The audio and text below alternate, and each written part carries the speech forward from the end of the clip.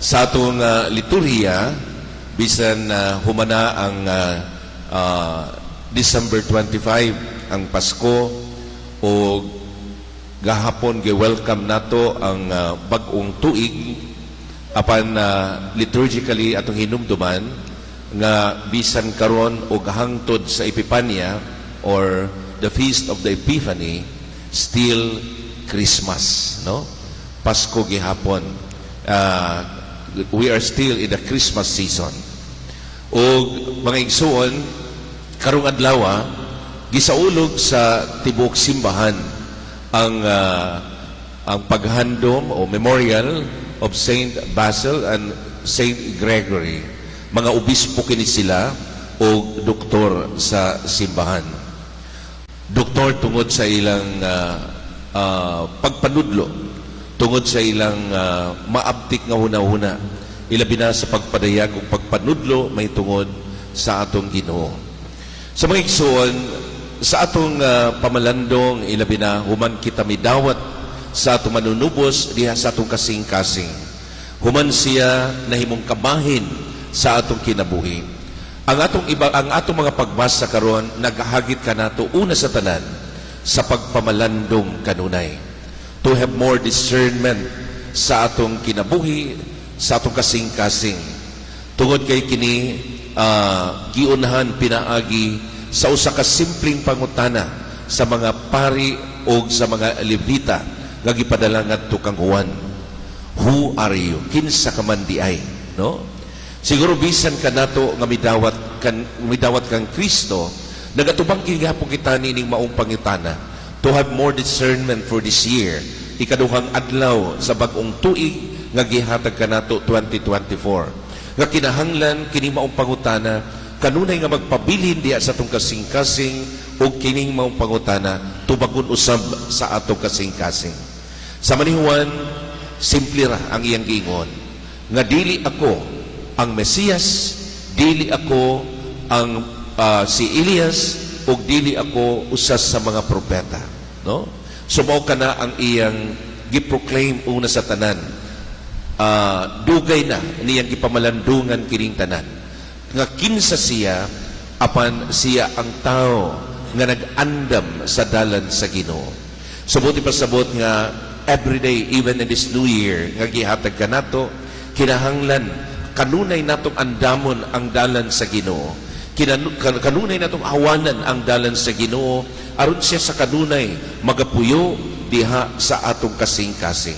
Ug mao kini ang dakong gasa nga atong nadawat, o gasa usab nga atong mahimo sa tibuok tuig sa pagdala kanunay, sa pagsangyaw kanunay sa atong Ginoo nga manunubos nga miabot kanato diha sa atong kinabuhi.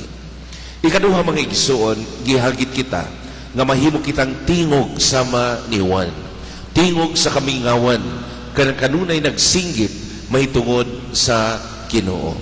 Siguro dagahan ang mga pangutana nga moabot sa atong kinabuhi kung unsaon gayud nato pagmatuod nga si Kristo uban kanato, nga si Kristo nagpuyo na diha sa imong kinabuhi, nga si Kristo ang mubuhat sa tanan nga imong pagabuhaton.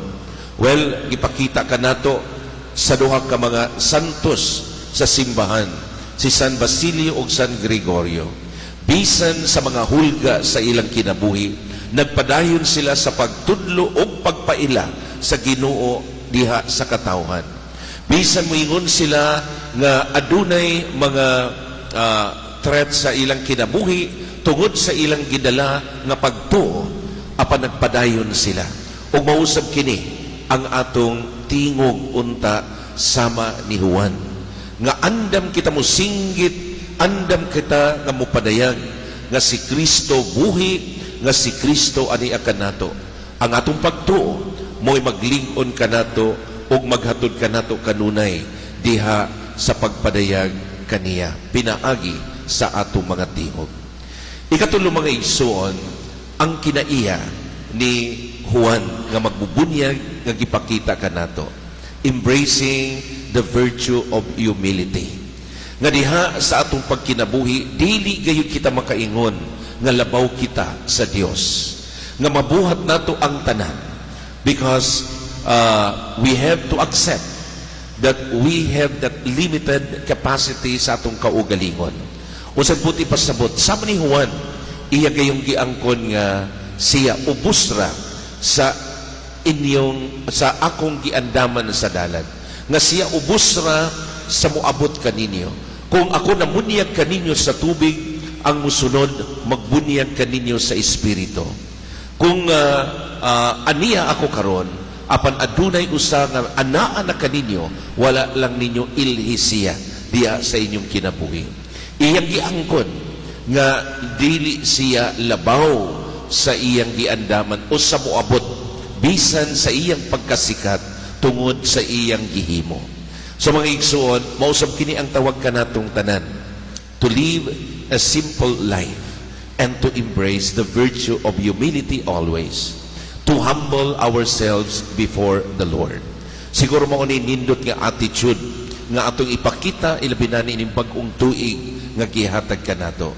Kung mao kini ang atong kinaiya mga igsoon, aduna pay daghang mga panalangin ug grasya nga atong madawat.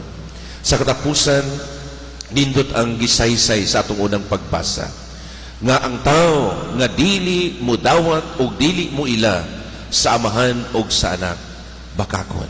No? Matod pa, ang nakailas sa anak, nakailas sa amahan. O ang nakailas sa amahan, nakailas sa anak. Siguro mao kini ang gihatag kanato karon nga kinahanglan dalhon nato sa adlaw-adlaw sa atong kinabuhi. Nga ang anak, ana kanunay sa atong kinabuhi. Gipadala, nakikiusa, ug labaw sa tanan, makig-uban kanato hangtod sa kaluwasan. Amen.